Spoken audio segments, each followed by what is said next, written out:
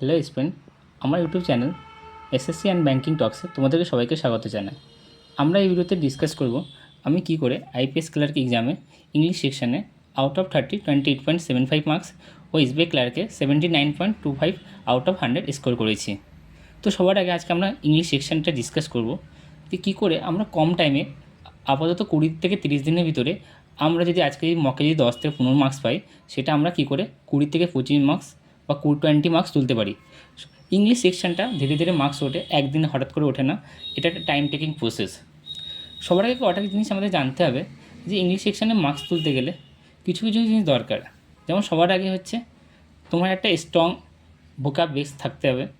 Banking এক্সামে এটা হচ্ছে একটা ল্যাঙ্গুয়েজ হিসেবে কাজ করে। তুমি যদি পার ডে যদি রিডিং কম্পিটিশন বা রিডিং যদি স্কিলস থাকে, তুমি এক্সামে খুব ভালো স্কোর করতে পারবে। তোমার রিডিং হচ্ছে খুবই ইম্পর্টেন্ট। সেকেন্ড জিনিস ইম্পর্টেন্ট হচ্ছে সেটা হচ্ছে অপশান এলিমিনেশন।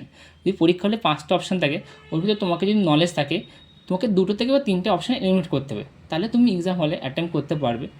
আরেকটা যেটা জিনিস হচ্ছে যে মাল্টিপল রিভিশন। অনেকে কী করে প্রতিদিন পার ডে প্রচুর পরিমাণে ভোকাবস অনেকগুলো ক্লাস থেকে দেখে, কিন্তু ওরা নোটস করে, কিন্তু ওরা রিভিশন করে না। তো মাল্টিপল রিভিশন হচ্ছে সবচেয়ে মোস্ট ইম্পর্টেন্ট থিং।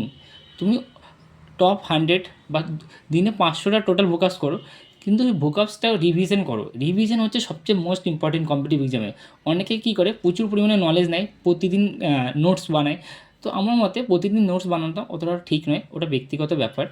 তো ওর থেকে তুমি যদি কোনো একটা পার্টিকুলারলি কোনো একটা বই থেকে ফলো করো, ব্ল্যাক বুক বা কোনো একটা জায়গা, কোনো একটা পিডিএফ সোর্স, সেখানে নোট অলরেডি বানানো আছে, সেই নোটটাকে তুমি মাল্টিপল রিভিশন করলে তাহলে সেখান থেকে তোমার হয়ে যাবে।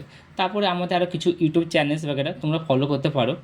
আমি আমার ভিডিওতে মেনলি আমি তোমাদের বলতে চাই কী পদ্ধতি অবলম্বন করে কম টাইমে ভালো মার্কস আমরা গেইন করতে পারি। যেমন সর্বপ্রথম আমরা ব্যাঙ্কিং এক্সামে ইংলিশ সিলেবাসটা একটু দেখে নেব। এখান থেকে আমরা দেখব যে আমরা প্রথমত ইংলিশ সেকশানটাকে আমি 3 ভাগে ভাগ করব। একটা হলো ভোকাব সেকশন, একটা হলো গ্রামার সেকশন, আর একটা হলো রিডিং কম্প্রিহেনশন সেকশন।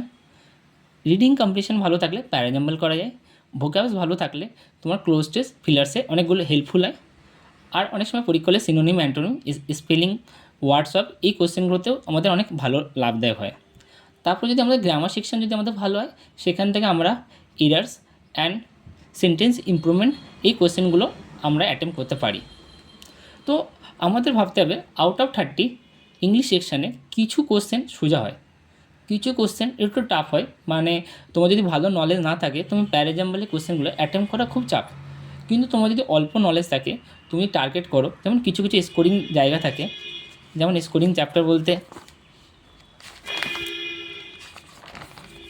যদি আমরা ওয়ার্ড রিঅ্যারেঞ্জমেন্ট বা ওয়ার্ডস অফ চ্যাপ্টারটা দেখি, এখান থেকে পরীক্ষা হলে 3টে থেকে 4টে কোশ্চেন আসে। 4টে কোশ্চেনই খুবই ডুয়েবল হয় আর খুবই সোজা হয়। এখানে তুমি একটু নলেজ থাকে, তুমি অ্যাটেম্প করতে পারবে। তারপরে একটা কোশ্চেন আছে স্পেলিং এরার্স। স্পেলিং এরার এটাও খুবই সোজা জায়গা। এখান থেকেও পরীক্ষা হলে আইপিএস ক্লার্ক বা এসবিআই ক্লার্কে 3 থেকে 4টে কোশ্চেন আসবে। তোমরা যদি ভালো করে অ্যাটেম্প করো, এটাও ডুয়েবল। তো আমাদের মেন অনেকের প্রবলেম থাকে যে ইংলিশে 30-র ভিতরে আমাদের 10 বা 12-এর বেশি মার্কস আসে না। এটা আমাদের মেন প্রবলেম। এটা ম্যাক্সিমাম স্টুডেন্টদের, আমি যখন প্রিপারেশন স্টার্ট করি, আমারও মকে 30-এর ভিতরে 7 বা 8-এর বেশি আসতো না। হয়তো প্রথম 7-8 আসতো, তারপরে 10-12, তারপরে 13-14, তারপরে 15-16। তখন মনে হতো যে ইংলিশে কি আউট অফ 30 25 স্কোর করা মানে ইম্পসিবল কাজ। কেন নর্মালি আমি বেঙ্গলি মিডিয়াম থেকে পড়াশোনা করেছি, তো আমার কাছে এটা খুবই টাফ ব্যাপার ছিল যে ব্যাঙ্কিংয়ে আমার রিজনিং সেকশন এবং ম্যাথ সেকশানে খুবই ভালো মার্কস আসতো, কিন্তু বারবারই আমি ইংলিশ সেকশানে ল্যাক করতাম। এখানে আমার মনে হতো যে এখানে যদি আউট অফ 30 20 মার্কস স্কোর করলেও আমার কাট অফ ক্লিয়ার হয়ে যাবে।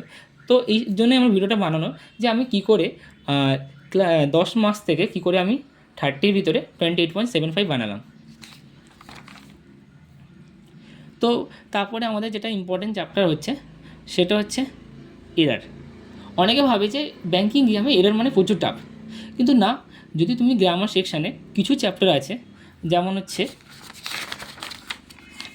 একটা হচ্ছে সাবজেক্ট ভার্ব এগ্রিমেন্ট, এখান থেকে আর টেন্স, আর যদি তুমি নাউন, ভার্ব, অ্যাডজেক্টিভ এই চ্যাপ্টারগুলো করে থাকো, তো এখান থেকে তুমি মেনলি যদি এরার যদি 4টে কোশ্চেন আসে, ওর ভিতর 3টে কোশ্চেন তুমি অ্যাটেম্প করতে পারবে। তো তোমাদের ট্রাই করতে হবে যে এরার মানে আমি সব কিছু ছেড়ে দিলাম তা না। যদি গ্রামার সেকশন, প্রথম কথা ব্যাঙ্কিংয়ে অনেক ভাস্ট। তুমি ভাবো টেন্স, ভয়েস, ন্যারেশন, সাবজেক্ট ভার অ্যাগ্রিমেন্ট, আর্টিকেল, নাউন, প্রোনাউন, এতগুলো চ্যাপ্টার করে মনে রাখা সব রুল সবার পক্ষে সম্ভব হয় না। ওর জন্য আমি বলবো কটা ইম্পর্টেন্ট চ্যাপ্টার আছে সেটাকে তুমি বারবার রেডি করো। তাতে কী হবে, তুমি হয়তো প্রচুর পরিমাণে কোয়ান্টিটিতে পড়লে কিন্তু সেটা রিভিশন না করলে এক্সামে তুমি নাম্বার পাবে না। তুমি টার্গেট করো, রিভিশনটা হচ্ছে সবচেয়ে বেশি ইম্পর্টেন্ট। মাল্টিপল তুমি যত রিভাইজ করবে অত তোমার মার্কস ইনক্রিজ হবে। তো ব্যাঙ্কিং আর এসএসসির ভিতরে একটা পার্থক্য হচ্ছে, এসএসসিতে গ্রামার জায়গাটা বেশি, ব্যাঙ্কিংয়ে গ্রামারের জায়গাটা অনেক কম। তো তুমি যদি ব্যাঙ্কিংয়ে যে ইংলিশটা হচ্ছে অনেকটা রিডিং বেস, তুমি যদি পার ডে যদি 30 থেকে 40 মিনিট যদি ভোকাবস পড়ো বা তুমি যদি কোনো একটা রিডিং করো ইংলিশ নিউজ পেপার, তোমার আপনা আপনি 1 মাস পরে দেখবে তোমার অনেকগুলো কোশ্চেন অ্যাটেম্প করার ক্ষমতা বেড়ে যাচ্ছে। তো তুমি ইজিলি অ্যাটেম্প করতে পারছো, মানে হ্যাবিট হয়ে যাবে তোমার যে কোথায় এরার আছে বা কোথায় আরসিতে কোথাও প্রবলেম আছে, বা তোমার আরসির ভোকাবস তোমার কোয়ালিটি বেড়ে যাবে, সিনোনিম অ্যান্টোনিম করতে সুবিধা হবে, ফিলার্স করতে সুবিধা হবে, ক্লোজ টেস্টেও তোমার সুবিধা হবে। এমনকি প্যারাজাম্বলে কোনটা আগে হবে কোনটা পরে হবে সেই থিঙ্কিং লেভেলটা অনেক গ্রো হয়ে যাবে। তারপরে আমরা আসি, যদি বলে ডুয়েবল কোশ্চেন জায়গা বলতে ফিলার্স। সবার আগে ফিলার্স করার আগে আমি বলতে চাই যে তোমাদের সিনোনিম অ্যান্টোনিমস কিছু জানতে হবে।